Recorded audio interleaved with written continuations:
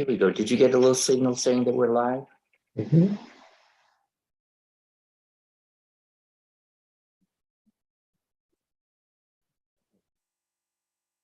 Hi, neighbor. Welcome to Can We Talk, a discussion forum for neighbors about neighborhood issues. And today the topic is ANCs and community engagement. This podcast is sponsored by Hear Us Now, the listserv dedicated to local discussion, and by DuPont East Civic Action Association, dedicated to community engagement and civic action, and by the Citywide Coalition on DDOT and Bike Plans, which now has a dozen partners around the city. Let me give you a little bit of background. The ANC, a lot of people don't know what the ANC is, and it was established, the ANCs, the Advisory Neighborhood Commissions, were established as the grassroots level of the DC government in the Home Rule Charter in 1976. And there are about 40 ANCs and about 300 commissioners. So we're very pleased this morning to have as our guest Marjorie Lightman from Southwest. She's a commissioner. And China Dickerson from Scott Circle, that's part of DuPont Circle ANC. And David Rubenstein, who's in the Logan Circle ANC. And one of the important things about the ANCs is that it is the conduit for the grassroots residents and their government, and it can assist that, and it does have a role to play. It is not part of the legislature and is not part of the executive branch, but it does connect the rank and file with the government offices. And communication is the key.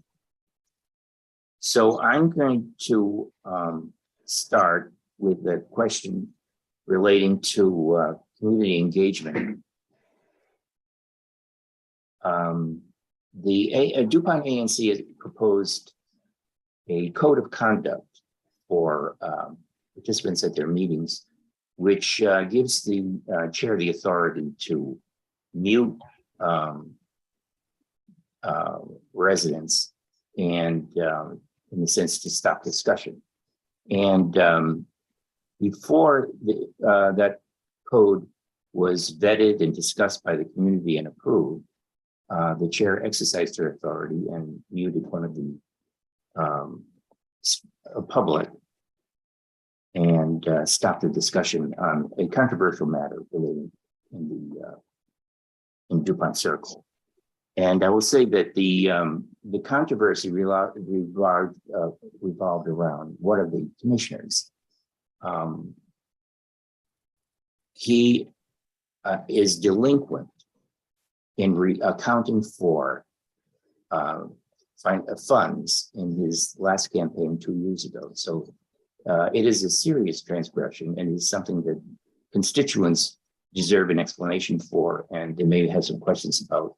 And it is serious enough to question whether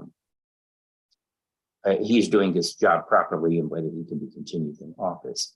But the discussion was stopped, and the individual who was trying to raise the question was muted for the rest of the meeting. So there's a punitive element to this. So my question is this: it's in several parts. Should the ANC allow this sort of discussion? Should it actually lead it and regard it as an obligation to bring up the matter itself? Should it take authority to stop the discussion? And should it try to punish members of the public who are interested in the topic by muting them? And finally, what is the role of the community in formulating policies like this, which leaves them silent? So that's a lot. I apologize for going on and on. Who thinks that this is a serious issue and it deserves some discussion in the ANC? So first of all, Nick and everyone who's able to join us, thank you so much for this opportunity. As Nick said, my name is China Dickerson and I am running for ANC 2B04.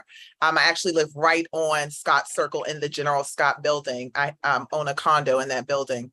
I will say to your question, and you might have to repeat some of the other parts, but broadly, I do think first that the ANC should allow for conversations among community members.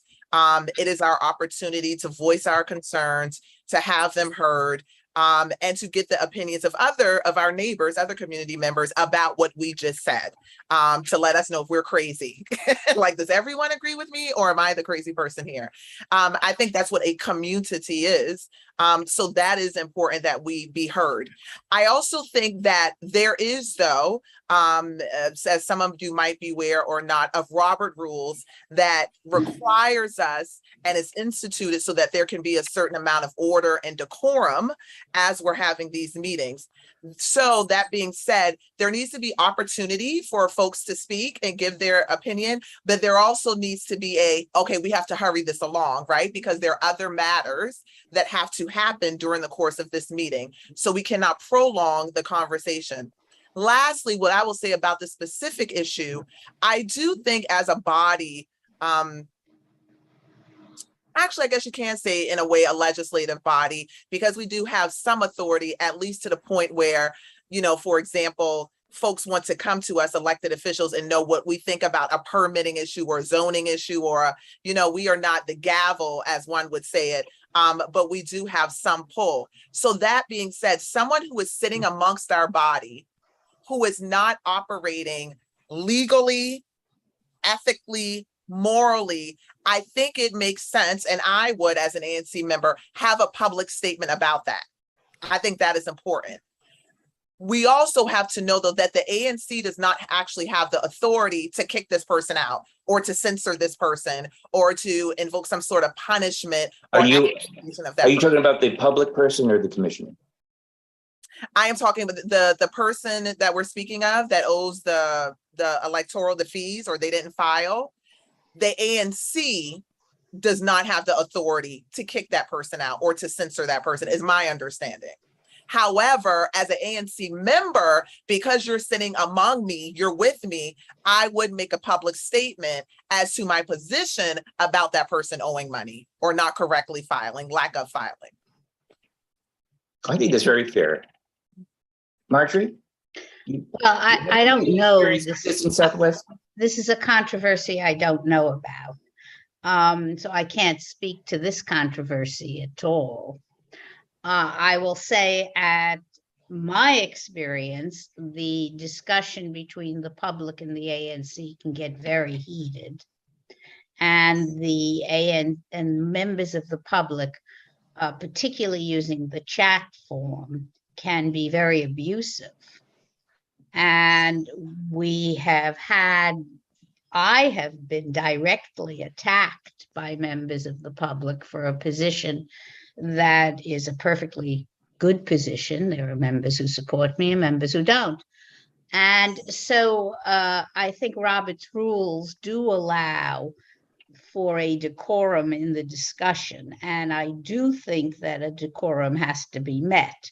We are not in the Southwest, at least, we are not the only source of community engagement. We have a very active community association, the Southwest Neighborhood Assembly, which is a very active group and has regular meetings. We have a number of other sources of community articulation.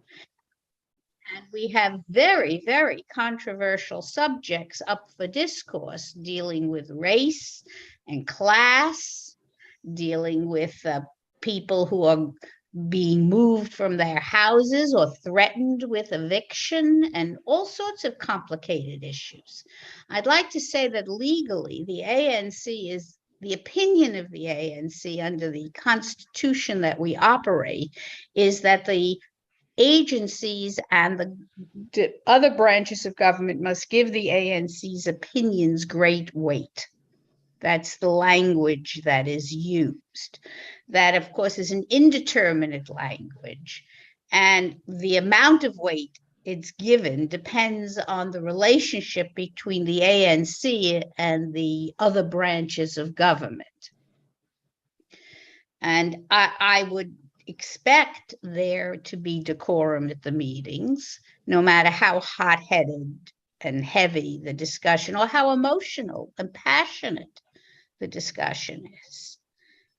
I certainly did not appreciate being directly attacked for a position, but that's part of being in public life. So that's how it goes. In this case, the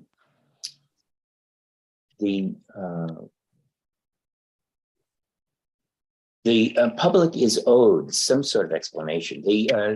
They got a decision from the office of the ANCs, who said that the ANCs do not have investigatory powers or enforcement powers. And that is not what was asked. The question before the ANC is, you have somebody on your commission who is guilty of a transgression, which is notable, and it has to be addressed. I mean, whether you investigate it or you ask him for an explanation or whatever it is, you cannot be silent, otherwise you'd be complicit in whatever it is that is up to. The public is owed something. David, can you chime in on this? Do you have any feelings? Well, again, I don't really know about the controversy you're citing. I can speak the way I think it's interesting in this move to having remote ANC meetings which we did over the pandemic, which really can be very beneficial in the way that it allows a whole group of people to participate in a very easy fashion.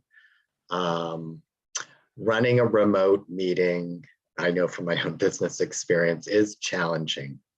And you really, I don't, although in my own experience, I've often been tempted to shut off the chat feature because it can be so distracting.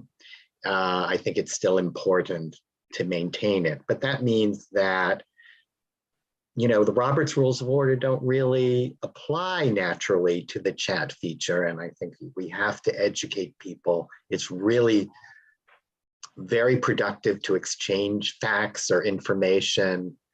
You really, when running a meeting, actually need someone to monitor the chat feature, because people think that just because they post a question on a chat, if you're speaking at that moment, very easy to miss, and those people then walk away feeling, I didn't get my question answered. Well, you didn't really ask it when people were ready for that part of the program, but you still want to make sure. So it's very important to maintain that.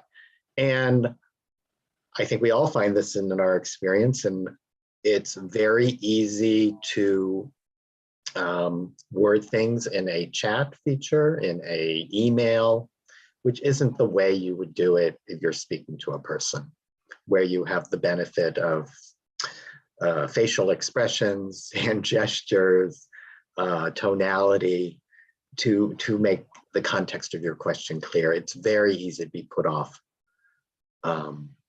by an innocent question or statement in a chat when that wasn't what it was intended. So it's really important that we, I think as part of ANC commissioners' jobs in running these meetings, to educate people into beneficial uses of chat and trying to productively incorporate it, because you can get into situations where there can be a piling on effect, and that's very disruptive to the commissioners, it's disruptive to the rest of the public.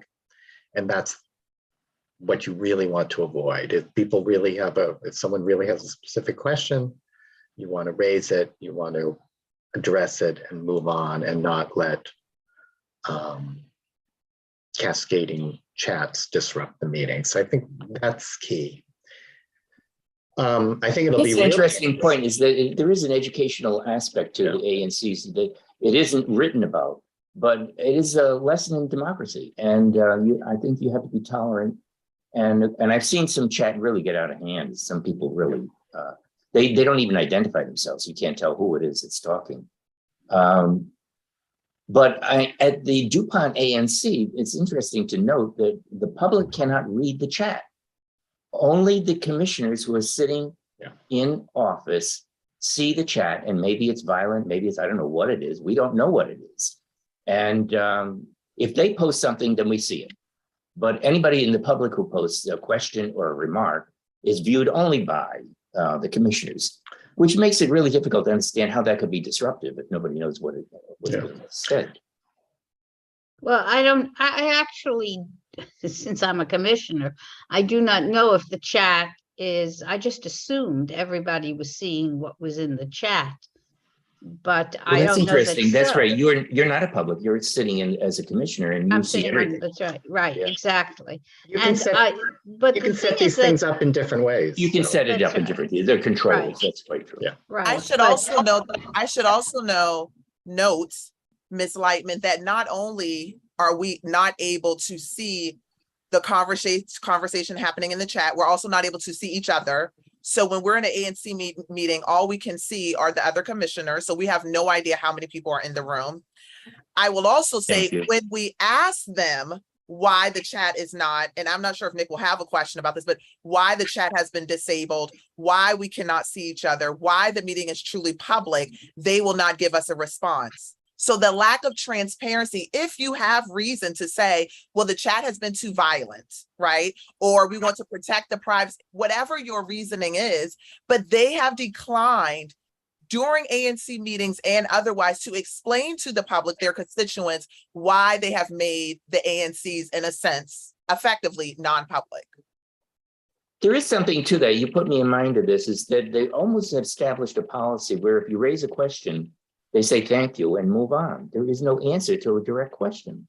As if that was not part of the game. You know, if somebody makes a statement, fine. If they're making a report, fine. But if they've asked you a question, it's inappropriate to just move on. So there's a lot to be gained, a lot of improvements that can be made, I think.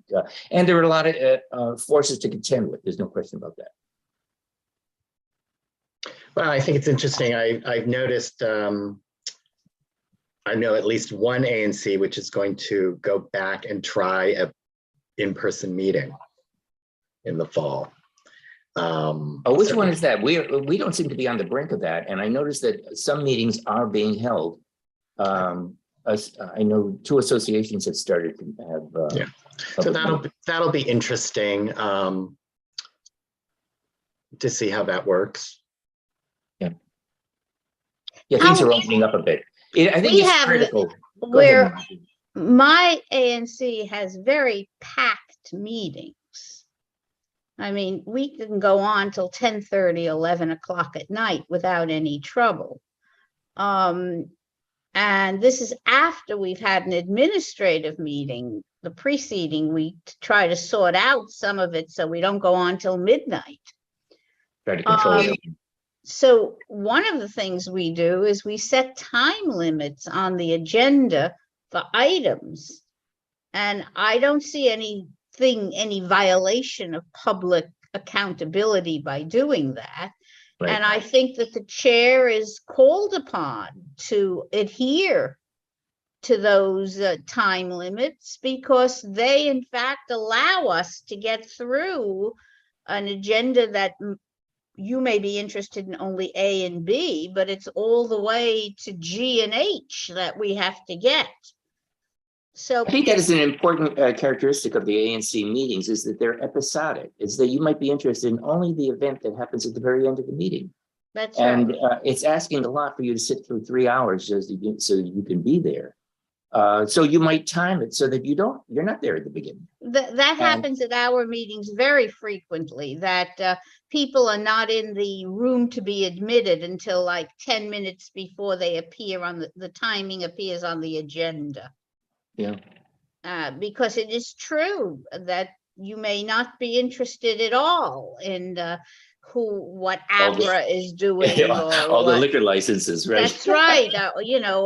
Or all the consent agenda, or all the approvals for the runs that are going on around the city. I could not get across town at 10 o'clock this morning because every street except 4th Street across the mall was closed because somebody was running.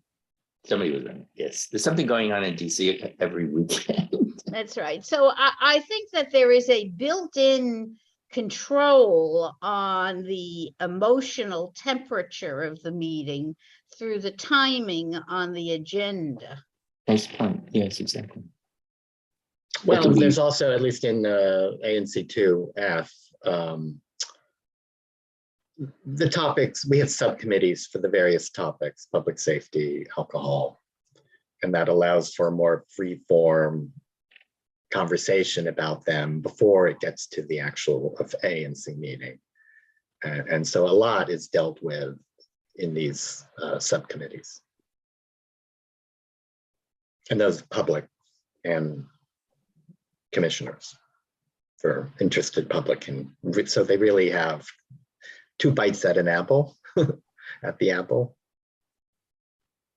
Does anybody know that we're having ANC meetings in public? Did you just say that, David?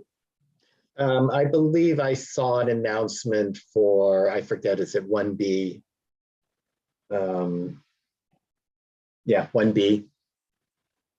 DC Council Chair Mendelson has said he would like to do both at the same time. It gets to be a problem. There's a certain convenience in doing it virtually, and there's an inconvenience. It's hard to do, it's very hard to do a meeting that is offered remote and in person. It's very difficult. It's really complicated. Technically. You really need special technology to do it. And I've done it, it's challenging. Let me raise this question with you all. There is such a thing that has been termed a digital divide. And the ANCs do have a legal obligation to give notice of their meetings and an agenda. And it's not that simple any longer. What I'm referring to is in the last 10, perhaps 15 years, people have really gotten used to emails and technology. And we have left an indeterminate number of people behind. It may not be 50%, but it is a huge number of people who do not have an email address and don't have equipment for Zoom meetings.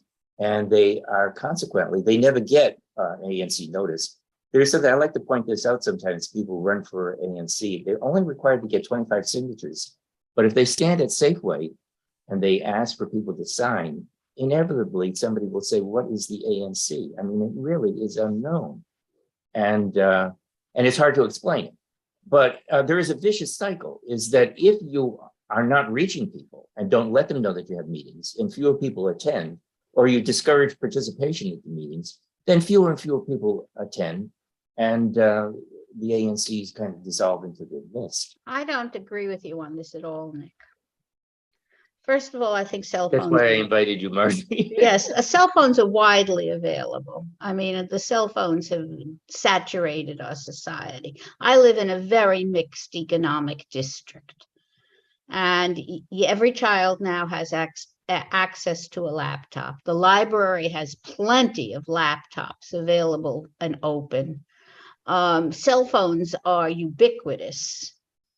And I don't feel that we are discriminating against anyone. I think that there are some people who do not use technology.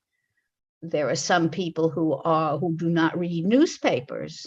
There are some people who do not do everything.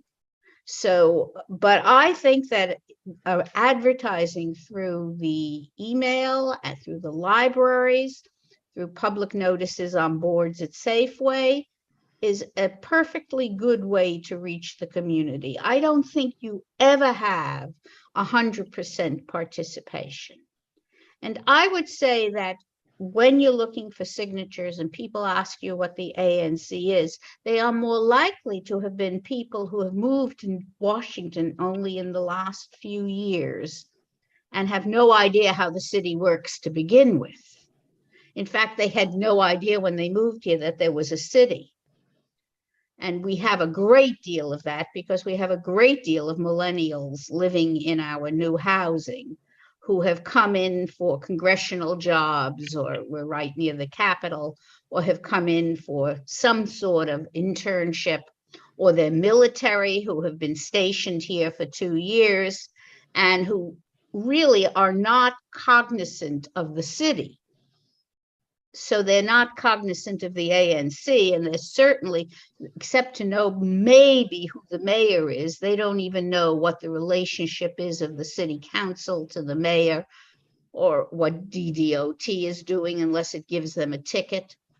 So I don't think that we bear any unusual responsibility or fail in our responsibility to communicate. China, have you run into any of that? I do think, and then I'll read the statistic I just found about DC internet participation. I do find that no one knows what the ANC is. But to Ms. Lightman's point, I think that's a national, people don't know their government. I work in politics, and if you ask most people who their state legislator is, and how that is different from Congress, different from their city council, no one knows. So that is a national issue. And honestly, I haven't found that it's even an educational issue, like formal education. There are people with college degrees, right, who don't know these positions. And that's just because it's not an everyday matter for them to understand that, right? They know November, Tuesday, the first Tuesday in November, I need to go vote. And then I know the people who are on CNN or Fox, that is the breadth of their understanding. I will say, though, also to Ms. Lightman's point, I think that, because I think you and Nicholas aren't necessarily disagreeing, I think we need to post on the internet, but then also to your point, if there are bulletin boards in Safeway or in Giant, the old school way, but would be to post it to a light post. I think both things can happen. But I do think that there is, and I'll just read this very quickly. As of 2019, the Urban Institute for Greater DC, we find estimates for broadband subscription rates vary widely across wards. So this is specific to DC. Only 45% of households in Ward 7 and 48% of households in Ward 8 have broadband subscriptions, compared with 82% of households in Ward 2 and 86% in Ward 3.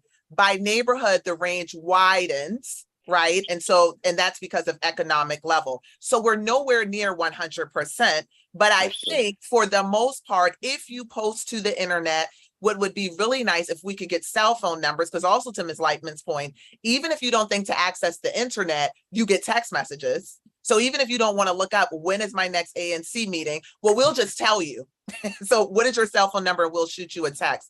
I think that would be cool as well. But I think the internet combined with posting in community spaces, like in real time, would be fine. Well, in my travels around the city, and all of us are in more urban ANCs, but I did see in Adams Morgan that they do have an ANC community sort of standalone sign. You know, it looks like a church kiosk sign. Did you happen to see Like the a kiosk? church I've sign. read about it. I'm not sure where it is. Where it's just a it's a bulletin board behind glass where you can post things. And that would be worth investing in, wouldn't it? and at least in 2F would make a lot of sense, because not for people to know where to go for community things. Even if you put on the email address the .gov address, because people often don't know the .gov address. People don't use, and email is not the preferred way of communication for many people now. It is through text. That's right. I find that's why I brought up maddening. the texting. The texting is much more than the email. Yeah. Particularly as the city becomes younger, right? It's about the text messaging. I find it maddening to try to hop from one social media to another, and my thumbs are rather fat. I don't know if I'm peculiar in that regard, but Marjorie, do you text? All the time. Really? Oh, yeah. And I resist having to type everything I think. Well, you don't type everything you think when you text. It's great virtue is I can answer in 3 words. Maybe I should get used to that. I don't know. I think that Zooming, texting, emailing, TikToking, we can't use TikTok for any government activity, however. So TikTok is a no-no for an ANC. Oh. Mhm. And all sorts of other means all have to be combined, but I don't think that we are depriving people of ANC information. I think I agree with China. There is just a general lack of information about local government, unless local government happens to bite your toe, and Yeah. then suddenly you're aware of local government. Yeah. Well, let me tell you a little story. I hope I won't bore you, but I did visit McDonald's on a regular basis for a period of time, maybe a year. And I got to know some of the denizens, and they are touching. They don't have, they have like a flip phone, it's really old, and they don't have the internet. And they go to McDonald's because they can't afford to go to Annie's, that sort of thing. And so they are really deprived. And I noticed that their clothing is worn, and it's impossible not to recognize that there are differences. And tied to that is another matter, which is maybe is a little bit more strenuous, but they live in rent-controlled housing. That's one of that's the difference between the homeless and these people who are relatively indigent. And you can understand why they wouldn't want to spend $250 a month that they don't have to get Wi-Fi. So I think it's important to recognize that. And so my eyes were opened as to the number of these people. China, thank you for that figure of 82%, perhaps in our area. That is not 90%, as you mentioned. There's maybe a good 20% that are left out there on their own. And it may be something that we should be aware of, at least. I noticed this, I'll just throw this in, is that I noticed that the mayor, when she wants to reach everybody that might vote for her, she publishes a slick brochure and mails it to people through the U.S. Postal Service. Marjorie? I think that equating rent-controlled housing with poverty is a real failure. Excuse me. I'm Right. sorry. But it is a window. I must say that I live in an area where rent-controlled housing includes premier housing.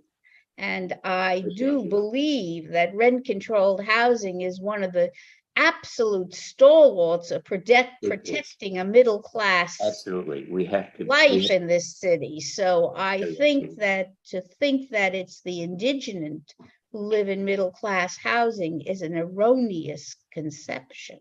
Well, what I ran into is that not everybody in DuPont Circle is a millionaire. And we do get branded that way. And what I found is that there is really a lively and numerous population of people who are eking by.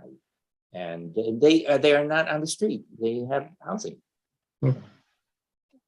Well, Southwest has a lot of public housing in it, and the public housing is threatened. It is threatened by development. I mean, Buzzard Point is building 6,000 units, and its main access streets are very narrow, and they go by public housing. And when 6,000 well-heeled resident units, which are 12,000 people easily, begin demanding that the road be widened, the widened road is going to have to take down public housing. And so I think that we face very serious problems of class distinction. And in Southwest, it is a study of the intersection of race and class, because we have a very large well-heeled, racially mixed community, and we have a poor, primarily Black community. It's interesting. We get to know our community. We work for the ANC. Oh, yes. Let me move on. Here's something that's kind of exciting. David was telling me earlier that he rides a bike. I'm going to ask this question. We're deeply involved in the bike lane issues around the city, but in this particular instance, I wonder if DDOT is getting away. You know, when they had a plan to present, they used to have public meetings. They might have 5 or 6 of them. And this is the 10% plan, this is the 30% plan, I don't know, whatever.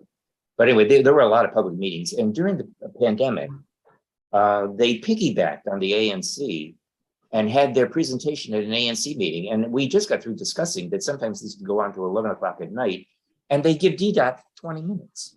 You know, this is a big deal in the community. 20 minutes isn't enough. You know, so Marjorie, you're really up on a lot of this. Have you felt that maybe the community has been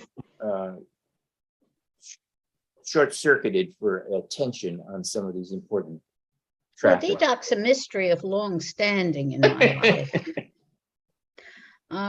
You know, it's the largest agency in the city. I believe it commands something around 37% of our annual budget.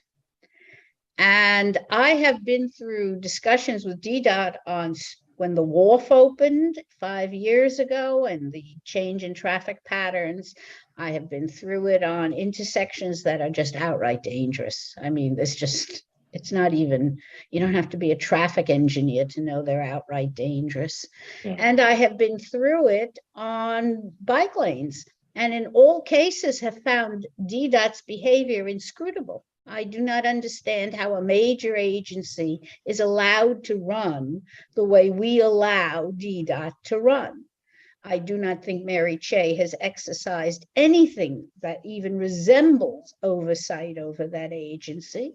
I think the mayor has not exercised oversight. I think there is vast numbers of everyday people who are inconvenienced by the fact that DDOT is not doing what it should. It should not take 8 months to put a sign up. It shouldn't take 2 years to put a traffic light up. It just shouldn't be that way. And I have no idea what's wrong. So their public meeting structure seems to me an insufficient and just particular example of what is a larger problem with an inscrutable public agency. That you didn't ask me for that, but I'm telling you. Yeah, Very interesting. I mean, the interesting thing about when you go to the polls and vote in November, or even in your primary election, is you don't necessarily consider how that person might fill, the person you're voting for might fill these administrative positions, right? We don't necessarily vote for how that person manages internally. We just think about what their policy positions might be for outside, Right. Not what's happening inside the house, right? And so I think that is a point of education that needs to happen as it relates to this should be one of the job qualifications of the person that you vote for, how they manage, how they hire, how they fire, how they manage the administrative offices. I also think what's interesting, and we all know this, but I think the public, and this goes to nationally as well in doing my work, they still don't understand lobbying. And what happens is, as it relates to bike lanes, as it relates to, I don't know, anything that requires money, is that elected officials are oftentimes motivated by how much money, right? And so you have organizations, whether it be WABA, whether it be whoever does lobbying for cars, whoever does, you know, these organizations and individuals speak to elected officials and say, hey, you better get us these bike lanes, or hey, you better widen this, or hire me as a contractor to put up the street lights, hire me as a contractor to put up the signs. And so that can delay or make more efficient the process. But again, as we said earlier, as Ms. Lightman brought up about the education of even understanding what your ANC is, folks surely don't understand the impact of lobbying and the prioritizing who you hire. The mayor is currently going through an issue with the deputy mayor, right? Whether he actually resides in DC, an assault charge that's pending against him. And this mayor has continually had those issues in hiring for administrative offices. It's not unique to her, so I want to be clear about that. But this is something we need to educate our constituents on. Last thing I'll say about this, we also should educate our constituents on, once the person is hired, you can't do anything about it, but then what is the process to air grievances, that you should attend these community meetings, that there is a process at committee hearings for airing your grievances and making sure that you get your point across. And a lot of them either, I think constituents either, to be fair, don't have time because they have a family, right? They don't have time to attend all of these meetings, or two, they just don't know about the process.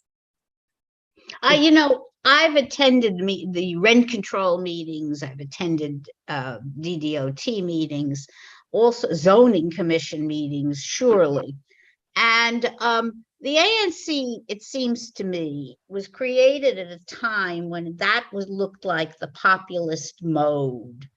I think that's quite true. Yes. To be the permeable membrane. Yes, the law actually uses the word grassroots. That's right, between government and the people. I mean, we're the only parts of the elected government that is not paid. And we do a tremendous amount of work unpaid and with very few resources behind us. And we are bound by all the ethics of elected officials. So I think that the business of the ANC may be to reach out to help communities organize around issues. In other words, you and I know that the only way the Office of Aging hears you at a hearing is if a group of people are organized and can present a coherent statement and can argue cogently for their position and represent a constituency. It does no good for an individual to go do that. So one of the things it seems to me that we should be doing as ANC members is educating our community in what is grassroots action. How, in fact, do you force government to pay attention to what you're doing and what you need and what you want? I think there's a whole, if I could veer us off a little bit, because I think, and this is probably coming from the nature of the neighborhood I live in, where I think it's not just about creating a constituency to be able to talk to city agencies or the police department with more than one voice. I actually also think it's very key to be able to provide that voice to the neighbors in talking to very key constituency in the neighborhood, which is the businesses and the property owners of our commercial strips. I'm not, because I think that's actually, when I think about RINs, we're a nightlife district, as many parts of the city are. And it's really those property owners and businesses who benefit from being in the neighborhood, who you need to engage in actually making life better for the neighbors. And then it becomes the ANC and the municipal government working together with the businesses. So I really do think it, and it's not I really, in many cases, we're looking for consensus and working together. And a good example I've given Nick when I talked to many people is in 14th Street, we finished a big streetscape. They redid 14th Street, new, enlarged street pits and bump outs. And I don't think anyone ever told the property owners that now that you have these trees in front of your property, you're actually responsible for keeping the sidewalks and the tree pits clean. You know, it's not just the city, they have their role to play, but you as a property owner of business have responsibilities too. And I don't think that education's actually ever taken place. I think I view the ANC actually as part of the education role, educating not just residences, but businesses. Do you have a bid in your area? We have No, a we do very, not have a very, bid. no, see, we have a very good bid. Yeah. And the bid is the Southwest bid is a wonderful partner. Yeah. It's a wonderful community partner, and that they do have access, at least to the large developers which dominate our area. But I completely concur with you. A quick example of what Ms. Lightman was speaking of, one of my friends who is an ANC for Ward 8, there's some issue going on with a park in their community. And so what he did was created a change.org petition, and he sent to his email list, and he sent via text message. And I forgot, I think he posted to his face, like his social media accounts, a link for the change.org petition for folks to sign. So he did the letter to elected, he did all of the work. And all the constituents had to do, if they agreed with him, was to click on the link and sign their name. So now all he has to do is send this link to Muriel Bowser, to the head of DOT, to whoever, so that they can see all of these constituents signed on to this change.org petition. So in a way, if we do the work, and it's a lot of work, to Ms. Lightman's point, of setting up the mechanism, setting up the thing so that the constituent doesn't have a lot of work to do, that's also a way, because again, one person's voice won't work. So I thought it was really cool. He wrote out the letter, typed out, he did everything. They only had to do was click on the link, put in their name, first name, last name. And I mean, that worked. So, but it requires a lot of work on our end. Yes. And we have very little support. I think one of the things that ANCs should be asking for is more support. I think that we were created in the 1970s when we lived in a different kind of world. And I think in the world we live in now, we should have more support. It's also a much wealthier city. Yeah. And that we don't have in 6D a full-time administrator. We only have like 20 hours a week, and it works primarily for the chair. Well, that's just crazy, particularly if one wants to take on an educational role in addition to all the other roles we have to do. Well, even keeping up a website, one of the most basic things, takes resources. It just doesn't happen. That's right. So I think that one of the things that the ANCs should be doing, and which is not happening, is working together more for common problems, and a support system, and not a very expensive support system in the millions spent by the city, would enhance the ability to reach the community enormously.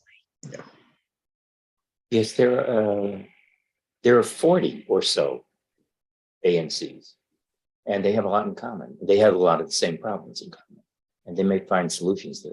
And there is an ANC central office, and Yes. all of us went through at least a minimal training session when we became ANC members.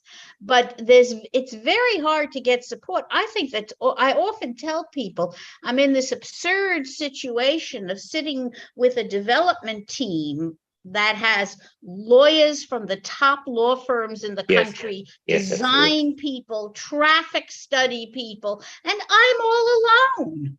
I have only my own knowledge with which to negotiate with them. And that's an absurd situation to be putting an ANC person into. I think that when we have, I'm just thinking this through as we're having a conversation, one, there needs to be some sort of committee that we form as ANCs informally, right? That's like, how can we all get together across the city to make certain demands or requests, to use a friendlier word, of the ANC office, right? I also think that there might be an opportunity. I know that a lot of during these ANC meetings, we invite city council members on to speak, but I wonder if at the beginning of every term that we take a commitment from these city council members to say that they're going to, in a way, for lack of a better word, fight on behalf of ANC commissioners to say, hey, we need to truly listen to them. We need to, in a way, define for ourselves, give great weight to the language and what that actually means. So there needs to be more collaboration and understanding between the city council and the ANCs. And I think asking for my example, Brooke in my ward, and a way to be more engaged with us. So I think Brooke is fine, but to be more engaged with us and what our needs are, I think it's a reasonable, I will use the word demand of our city council members. I think that there is also this, I mean, there are lots of things that could be done that we don't do and that we are not given the avenues to do it with. For instance, in my district, we have ex-ANC members who are very experienced in certain things. That experience goes untapped. We could have an organization of ANC members with ex-ANC members that ANCs could draw on when they needed any kind of expertise. Because we built the wharf here and we're building Buzzard Point, we have extensive experience in preparing documents for zoning commission hearings and doing zoning hearings. And maybe that's useful to an ANC that is looking at its first development project and doesn't have anybody who's been through this process 10 times already. But we have none of that sharing going on. Sometimes the simplest thing is to have an ANC listserv, just for where people can, I'm dealing with this in my neighborhood. Anyone have dealt with it? That can be the simplest way to handle it. That is a simple matter, and at least it would put people in touch with one another, and Yeah. a lot of good could come of it. I love that easy. idea, David. Yeah. I'm with you, David. We're signed up. We don't have one. There isn't one. No, we don't have an ANC listserv. No. Gee, to even reach out, because I'm thinking, my single member district abuts another ANC. Right. So, there ought to be a way to easily reach out. You might have more in common. No with them such than thing with them. exists. Well, I wonder, that's the easy solution, right? I actually just did it with my condo association. We don't have a listserv, did not have a listserv for our condo owners. So I just created one and then I mentioned it on the board meeting that we had. But what we do know is Open ANC? We have everyone's email address and phone number who gets who's run for ANC, but also who gets elected. So maybe you just do a large email. Well, it's easy to create a listserv. Yeah. We're pretty active in our neighborhood that the streets, the blocks have listservs. Oh, wow. Wow. So it's easy to set up. Yeah, they're easy. Google groups. Yeah, a Google group. Yeah. Are you all in tune with the streetery? In connection with the ANCs, one of the disappointing things was that we had heard from our council member Pinto, who reported that the streeteries have been continued to the end of next year, and they did not consult anybody. They didn't consult the ANC, let alone the community.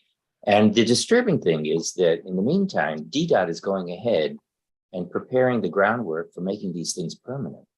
They're consulting with businesses and saying, if you want to have a streetery and you don't have one now, these are the specifications. You can do this and you can't do that. I don't understand how that is really consulting and finding out whether you want it or not. That's promoting it. And that is not your that's not your resident. That's the business owner. I want to say, matter of factly, that the streets of the city are not for sale, that they are public resource, and they are already being used for other purposes. They don't need, we gave the restaurants a helping hand when there was an emergency. We expect to get our hand back. And I know that they're popular, and I'm not against the streeteries, but some balance has to be struck, and we can't just say, without talking to the community, they're going to be permanent now. There isn't room on the street for all of that stuff. So I was particularly, in view of our conversation here, I was troubled by the fact that even the ANCs were not even asked to continue that. But it should end by the end of next year, except that the gears are turning to make it permanent. Does anybody have any feelings on that? Nick, real quick, this is where I said the residents have to be louder than the lobbyists. The only reason to maintain a streetery outside of the pandemic is because the restaurant association or whatever business association, the chamber, whoever it is, right, has said our businesses flourish, which is not untrue. Let me be fair here. Our businesses flourish when we have more space. When Yeah, people sure, can eat outside, right? People can eat That's outside. inexpensive. Right. Because It's at market rate. it's beautiful outside. You don't have to pay for the square footage, right, of the street. It's beautiful outside. People want to sit outside, and some people still are not comfortable sitting inside. So it again, these are lobbyists, right, who are saying we want to continue with this. And so that is why we need to, which I said earlier, I think in a way require some sort of commitment from city council members that they will engage with the ANC in a way that's actually effectively a relationship, and not just by saying, okay, sometimes we'll consult the ANC and sometimes we won't, because legally we do not have to. Based on the Constitution, we do not have to. It's left up to Ms. Lightman's point, how we define the word or the phrase give great weight. I think we should ask for these commitments from our city council, but that is why the streetery is allowed to happen, because the lobbyists are louder than the residents. Well, let's charge them for it first. I agree. Well, it's the perfect issue where, we're going to have to strike a balance, and that's what the democratic practice is. This is something a lot of people like, some people don't That's right. like, maybe perfect in some areas, not in other areas. Maybe Right. some design works, some others don't. It's Right. sort of a Right. natural for We this seem kind to of. answer this on Yeah. streeteries are not in my area the same as Yeah. they are on 14th, 15th, or 16th, or any of those streets. So they're not as big an issue. And the ones that are an issue are down near the ballpark, which is a clear entertainment area. Yeah. And so we don't quite have the same issue on it that you do, but we do wrestle with them. We require, for instance, there is a streetery now before us that wants to put a second story, that wants to use a mezzanine, but it is embraced by a large building. And we're trying to understand how the noise level of the street of creating that mezzanine streetery will or will not affect the apartments that go up the next 7 or 8 stories.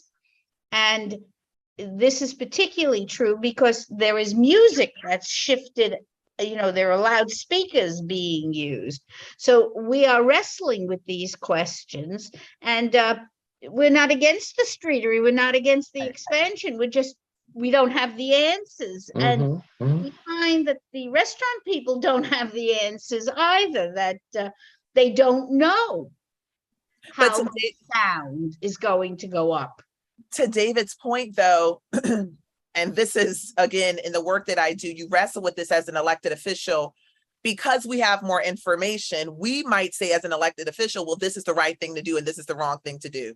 But if the residents, if the constituents that you represent all say, for the most part, we love the streeteries. What do you mean? This is great. We love this. We love to be able to eat outside on a nice spring or fall day. We think this is great. And we don't think you should charge the mom and pop restaurant money to do this, because then they can't afford to pay that. And we want to be able to have this.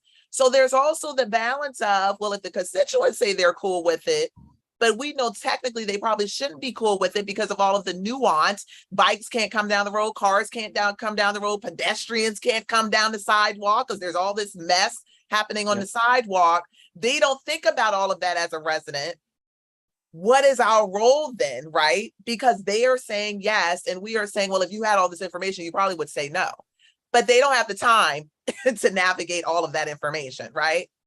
So this is the complexity, I think, in being an elected official, knowing all of the things and your constituents don't. But it's actually, I don't think it's a different thing, but it's a street area is not any different than considering an alcoholic beverage license. That's right. That's right. With the noise and the hours and the dimensions, and that's why in some cases it's what the restaurant wants to do is perfectly fine. But if you moved it down a block, it would have to be modified because that block's a little different. That's right. That's true. Well, I'm looking at the clock. Let me thank you all. Thank you, Marjorie Lightman. Thank you, China Dickerson, and thank you, David Rubenstein. It's for taking the time and for your efforts in the community, certainly. I want to thank our sponsors. Here is now the listserv, DuPont East Civic Action Association, and the Coalition on DDOT Bike Plans. And thank you, our neighbor. Yes, I mean you. The question is, can we talk? The answer is, of course, yes, we can talk. The important thing is whether we can act. And that takes a little bit more effort. And there is strength in community engagement and civic action. I hope you enjoyed the program today and that you will listen again for CanWeTalk. Thank you very much. Thank you. Thank you. Thank you. Bye.